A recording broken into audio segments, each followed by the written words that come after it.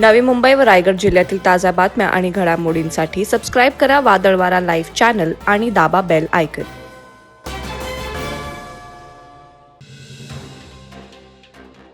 राष्ट्रवादी काँग्रेसचे मुंब्रा मतदारसंघातील आमदार माजी मंत्री जितेंद्र आव्हाड यांनी शिर्डीत प्रभू श्रीराम यांच्याबद्दल अपमानास्पद वक्तव्य करून हिंदू धर्म बांधवांच्या भावना दुखावल्यात.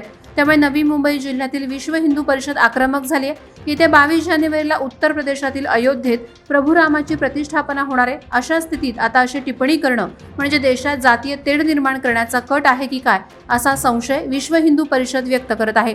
त्यामुळे आव्हाडांवर गुन्हा दाखल करण्याची मागणी विश्व हिंदू परिषदेनं केली आहे.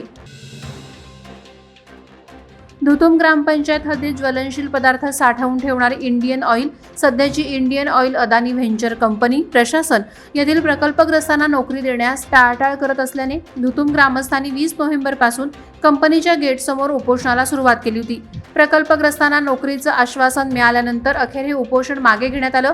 मात्र कंपनीनं दिलेल्या आश्वासनांची पूर्तता न केल्याने सरपंच सुचिता ठाकूर यांच्यासह गावातील प्रकल्प बाधितांनी पुन्हा आपल्या न्याय हक्कांसाठी कंपनीच्या प्रवेशद्वाराजवळ ठिय्या आंदोलन सुरू केलंय. मात्र पोलिसांनी आंदोलनकर्त्यांना ताब्यात घेतल्याने परिसरात कंपनी आणि प्रशासनाविरोधात संतापाची लाट उसळली आहे. पनवेलमध्ये श्री भगवती साई संस्थानच्या वतीनं अक्षता कलश यात्रेचं आयोजन करण्यात आलं होतं. या धार्मिक कार्यक्रमास नागरिकांचा उत्स्फूर्त प्रतिसाद लाभला. अक्षता कलश यात्रा श्री साईबाबा मंदिरातून काढण्यात आली. या यात्रा सोहळ्यात मोठ्या प्रमाणात भाविक आणि विविध हिंदुत्ववादी संघटना, संस्थेचे पदाधिकारी आणि सदस्य तसंच श्री साई सेवक आणि भक्त मंडळी मोठ्या संख्येनं सहभागी झाले होते. प्रभू श्रीरामाचं भव्य दिव्य मंदिर अयोध्येत साकारत आहे. या मंदिरात 22 जानेवारी रोजी मूर्तीची प्रतिष्ठापना होणार आहे. त्याचं निमंत्रण देण्यासाठी घरोघरी रामभक्त फिरणार आहेत. त्याकरता अयोध्येतील आलेल्या अक्षतांच्या कलशाची पनवेलमध्ये मिरवणूक काढण्यात आली. बहुचर्चित शिवडी न्हावा शेवा लिंकचं काम पूर्ण झालं असून या अटल सेतू मार्गाचं उद्घाटन भारताचे पंतप्रधान नरेंद्र मोदी यांच्या हस्ते होणार आहे. हा सेतू प्रकल्प राबवताना MMRDA प्राधिकरण आणि राज्य शासनानं उरणमधील चिर्ले ग्रुप ग्रामपंचायत हद्दीतील सर्व विकास कामं पूर्ण करण्याचं आणि नुकसानग्रस्त बाधितांना आर्थिक नुकसान भरपाई देण्याचं आश्वासन दिलं होतं.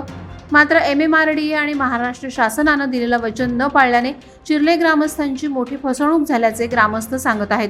यासाठी चिर्ले ग्रामस्थांतर्फे शुक्रवारी 12 जानेवारी रोजी अटल सेतू जिथे संपतो तिथे जन आंदोलन करण्यात येणार आहे. लोकसभेच्या निवडणुकांचे पडघम वाजायला लागले असून भाजप पूर्वतयारीला लागला आहे. प्रत्येक लोकसभा मतदारसंघात जाऊन पोर्टलचं अनावरण करून त्यामार्फत नागरिकांच्या सूचना आणि अडचणी सोडवण्याचा प्रयत्न करण्यात येत आहे. पोर्टलमध्ये आपल्या काही सूचना असतील तर त्या सांगून जाहीरनाम्यात समाविष्ट करून त्या सोडवल्या जातील असं जाहीर करण्यात येत आहे.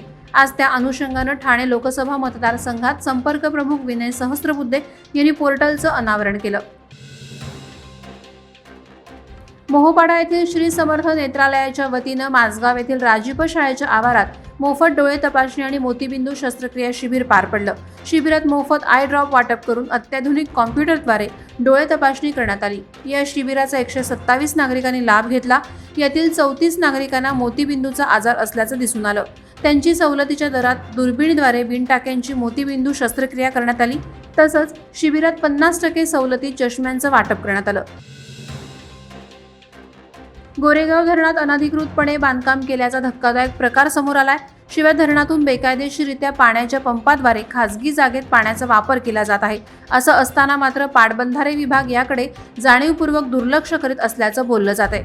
एकीकडे गोरेगावकरांवर 60 वर्षात पहिल्यांदाच भीषण पाणी टंचाईला सामोरे जावे लागत असताना अशा प्रकारे धरणात अनधिकृत बांधकाम तसंच बेकायदेशीर पाणी उपसा होत असल्याने गोरेगावमध्ये अनेकांच्या मनात धरणातील पाण्याची पातळी कमी होण्याबाबत चिंता भेडसावत आहे.